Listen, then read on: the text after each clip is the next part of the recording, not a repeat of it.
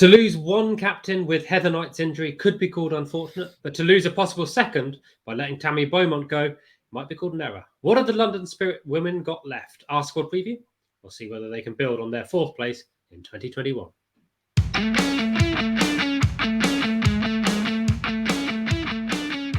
Welcome to the 100 Club. My name is Tom and I'm joined again by Rich for another of our women's squad previews ahead of the 2022 edition of the 100. If you're new here, welcome.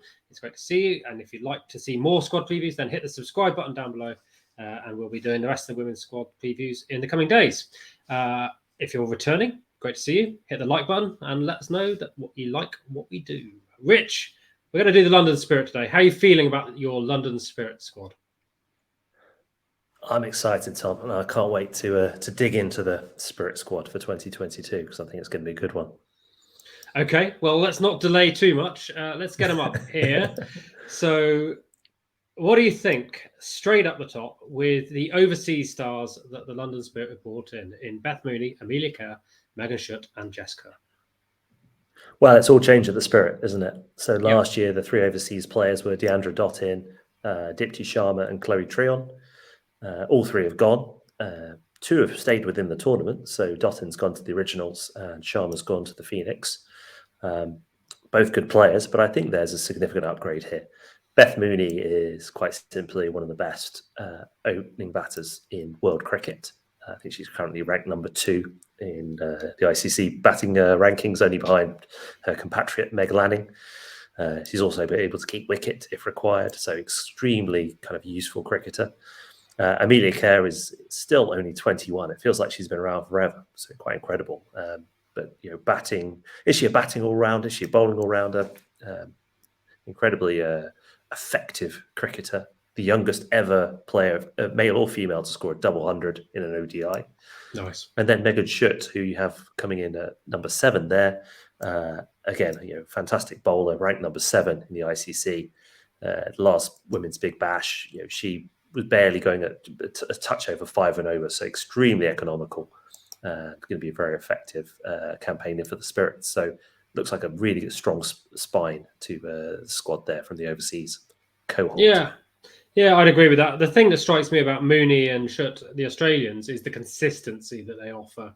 I think in the World Cup, Beth Mooney averaged 110, which is just an outrageous number. And clearly, Megan Schutt, I think, you know, bowls the discipline that you need at this level. And in fact, I think is the first Australian to get a hat-trick in a women's T20 international.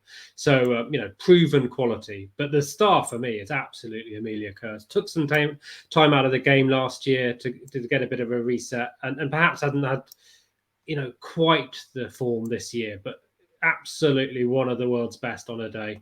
I'm really excited to see her turn out for the London Spirit.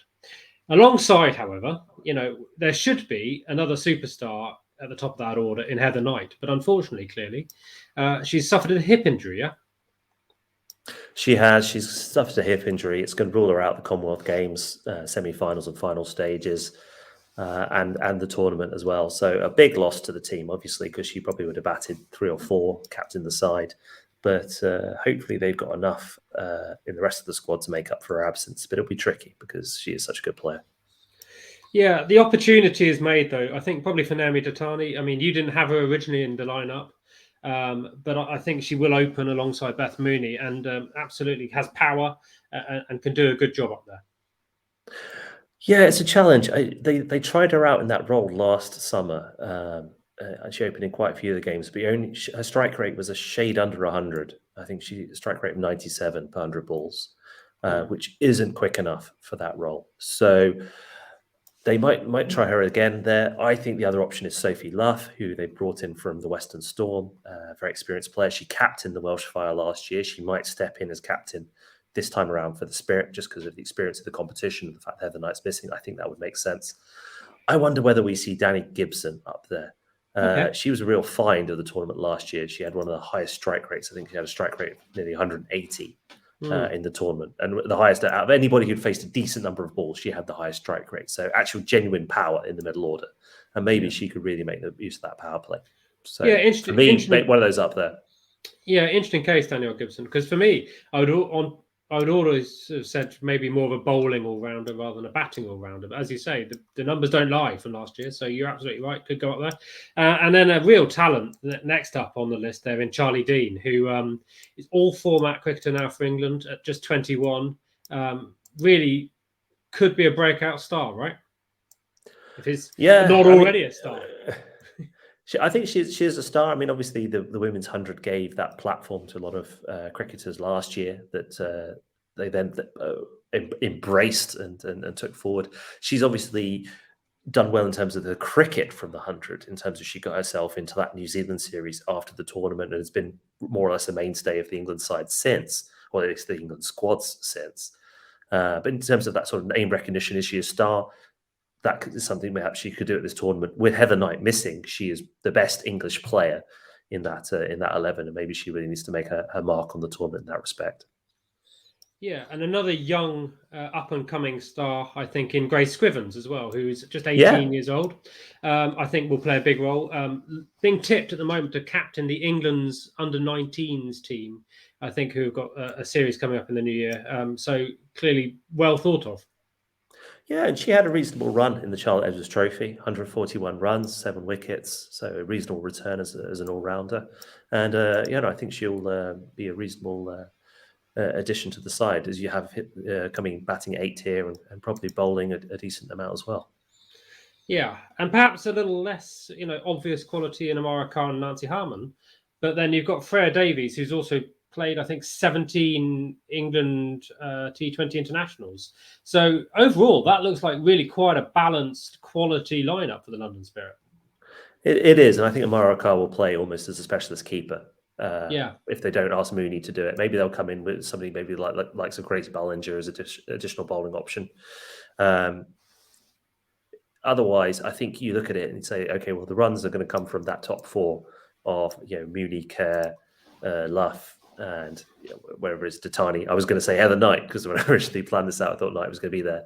But I think the bowling, it's all about sort of Davies and Schutt up front, speed with pace, and then it's going to be sort of death by spin with Kerr and Dean, and then it's how they make up the rest of the overs, whether it's a bit of Scrivens, Gibson, maybe Datani bowls a bit as well. So maybe that 5th bowler will be the sort of the weak link, but otherwise it looks a pretty strong side to me.